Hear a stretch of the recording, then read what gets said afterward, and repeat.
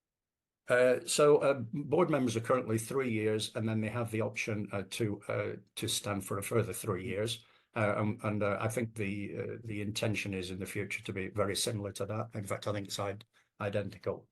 How would they be elected? Well, they'd be elected in exactly the same way that the chair, the vice chair, and the treasurer are currently elected.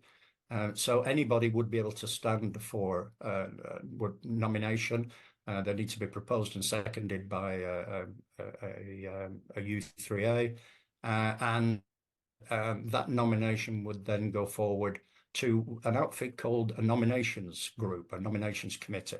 And the reason for this is because right from the beginning, we're trying to make sure that the board members have the sort of skills and experience that we believe are important to be able to manage a large charity and large company at a national level. And if we can do that, we would expect people not to be experts, but we would expect them to have enough background in terms of skills and experience to be able to contribute, to be able to challenge, to be able to progress things in a way that a board really should do. And most boards of large charities do at the moment. So the nominations committee would look at the candidates, CVs or whatever we're requiring from them, and they would compare the skills and experience of the candidates with the skills and experience that's set down in the nomination, in the invitation to nominate. As long as those skills are broadly similar, then they would tell the board, fine, these individuals go ahead. And those individuals would then go to a full election of all of the u3as in the UK.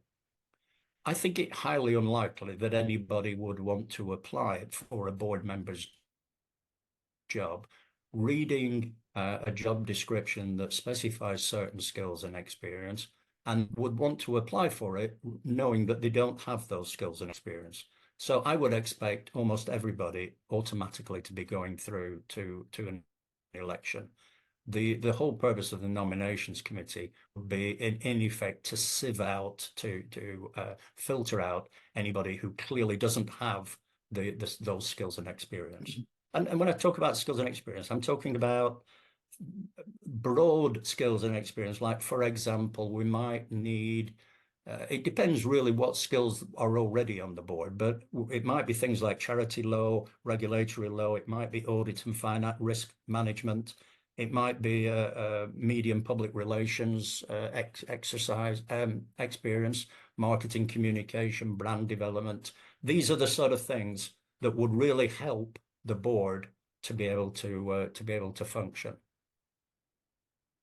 Thank you very much. I'm going to move on to the next question, if I may. And it says, what does the regional trustee do in a typical week that makes them so busy? Can I answer that one? Of course you can. Well, up until October, I was a director of the Third Age Trust. I was also a director of the Third Age Trust Trading Company. I was on 4 committees and 4 working parties. So that's just all the stuff at national level. You then in the region, I've got 100 u3as. Many of which have issues and problems that want support and help. 2 which had very serious, one had a very serious, well, corruption, I suppose you might say, in it, so that we're involved in. As well as that, you go around and try and meet as many u3as and u3a members as you can. You're starting up new u3as and so on. And I was working a 7-day week. So after 3 years of doing that, I stepped down and chose not to continue spending 7 days a week doing u3a things. I hope that answers that question. I don't know if you want to add anything to it, Alan.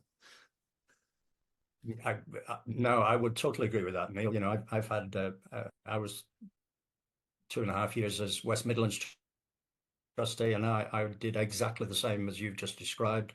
And it can become a full-time job, and certainly now as vice chair, with everything that's going on, and appointing a new CEO and leading the festival, as well as all the Fit for the Future stuff, it easily becomes a full-time job. And of course, nobody gets paid anything. You get your expenses, but we don't get paid anything. So There's a full answer to what a trustee does. Yeah, I'd like to say I compensate myself by saying I did get paid. I got paid in thank yous. Seriously, people said thank you, and that's good for your self-esteem, and that's probably why I did it. And I noticed Barbara Cordina, who was a former trustee, is just reiterated all of that as well. Said yes, that applied to me as well. Uh, right, the next question. We don't want to put people off, though, do we, Neil? No, We well, don't want to that's put what I mean. people off. Yeah, okay, No. right. And that's why we're trying to split the roles to try to give people less burden, really, and encourage more people to come forward. So next question, if I may. I understand that shared learning management from the trust has temporarily ceased. Will this resume if the council is set up, and will it be a council responsibility? It's not really a question about the fit for the future concept, is it? Well, it's about where it would fit for the, so where shared learning management would sit within the organisation if the council exists. I have to display a certain amount of ignorance on this. I've not been involved in what's been happening with shared learning. I've got enough on my plate. I would hope that the concept of shared learning will be continued. How it sits with other learning activities, I'm not quite certain. I think that was part of the learning review that was held about 6 months ago, 9 months ago. So yes, I said earlier that learning review is something that I would expect the council to have quite a significant contribution, and so I would expect the council to have a view on that. Okay. Right, next one is I'm not doing many comments on these because I just want to try and get through as many of the questions as I can, Alan.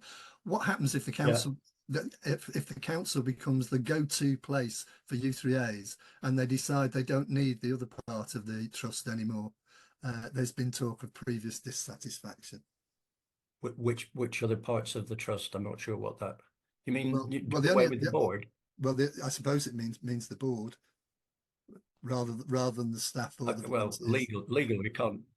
legally you can't do away with the board. If the third age trust is to be is to continue as a charity and is continued as a company, then legally you have to have a board, and the board has specific responsibilities, and trustees on that board have specific responsibilities, and just like they do in a u3a. So I can't imagine that ever happening. Right, the next one's not so much a question as somebody saying they submitted a question, presumably to the governance thing, and it's not been asked. And I've not seen it. I've not seen one from this individual either. So we do need to look into that, don't we? How that's happened. We can do. Two of us looked through all the governance email account yesterday and the day before, and all the ones that we picked out from there we've sent to you, Neil. So okay, so there must have been a gremlin. It must have fallen by the wayside somehow. So perhaps if she could resubmit that, and we'll get it on the next one. We can either deal with it offline, or if they prefer to do it, we could actually get it in the next meeting we have. Yeah. Okay. Right. How are the nominations committee made up? So what we're trying to do is look at people who are not on the board at the moment, but people who have experience of what it was like to be a board member. So we might be knocking on the door of a few of the ex-trustees, and because they're the people who've had the experience, who know what it takes to be a board member. Albeit the new board members will need to focus primarily on the compliance issues. So at the moment, we're expecting that it'll be made up of a pool of former people who've had experience. It might include the chair of the governance committee as well. It might include other people who've had specific HR experience, for example. And then we'll draw on this pool whenever the nominations committee is required, and 3 or 4 people would get together to look at nominations. Okay, thank you very much. A couple of just comments here. One Someone saying the intention needs to be firmed up. There's quite a few things where where the intention is at the moment, and that's the situation we're in, I think, aren't we? Well, I, yeah, until it happens, all I can say is this is the intention. I can't give any guarantees beyond that. right. Sometimes U3As seem to forget that the regional trustee is a volunteer and occasionally they need a day off. I agree with Neil. Thank you for saying I that. I've no idea who that came from, but I bet it was Jane Pavia because I've heard her say that before. Quite right as well. Quite right. Right. Right. Um, are there any more documents to be circulated before the AGM, and when can we expect the final versions of the current documents? So the final version, I think, has got to go out. I don't know what the deadline is, but it's within the next couple of weeks. And so that's the formal written notice of the AGM, which is the legal requirement. It has to be X number of weeks before the AGM itself. So it's the formal notice of the AGM, what the agenda is, what the running order will be, what the resolution. There's resolutions about things like approving the minutes and approving the auditors, and then there will be the special resolution, and there'll be a couple of sort of videos and speeches and things. And we'll also be introducing the new CEO as well. And of course, it'll be the last meeting of the current CEO and the last meeting of the current chair as well. So all of those things will be set out. So the special resolution will the written invitation at that time, written notice, will include the special resolution wording, which has already been circulated. It will include the draft articles, changes to the draft articles, which have already been circulated. It'll include standing orders for the council, which have already been circulated. And it will include a supporting statement from the board as to why they think it's a good idea. And that's already been circulated as well. What we're trying to do is not change any of those documents, because if you do change them, it'll confuse everybody. But what we might do is put a couple of clarifications on the website in various areas where, for instance, like today, people have been asking questions, and therefore we've been putting we'll put some clarification statements on the website. The videos from these Q&As will also go on the website. There's a variety of other Q&A videos that have been done over the last few weeks, which also help to give extra pieces of information, fill in a few gaps that people might have. Thank you for that. This firstly, can I just give my apologies to Anne? I apparently skipped over her correct request, but I think it's now been covered anyway. And the final one I've got is, which is relates to what you've just been saying. Are things still to be amended on the resolution and the articles of association, or the ones that have gone out? Those are finalised, are they? It's easy to spot a couple of typos here and there, and we could change those. But I think if we do that, people are going to be playing around with two separate documents, the document that was weeks ago and the document that might be circulated in 2 weeks' time. Yeah. So I have to admit, I'm not particularly bothered about typos. If there's anything substantial that's cropped up in this intervening period, then, as I say, we'll be putting a statement out on the website explaining what the board's position is about this. Okay, and just the final one, I think we can just get this one in. Please can Allan or Neil clarify how these changes might affect the local U3As? Well, I think you've answered that in terms of the members, but is there anything you want to add to that? I think you spoke about that earlier on, didn't you?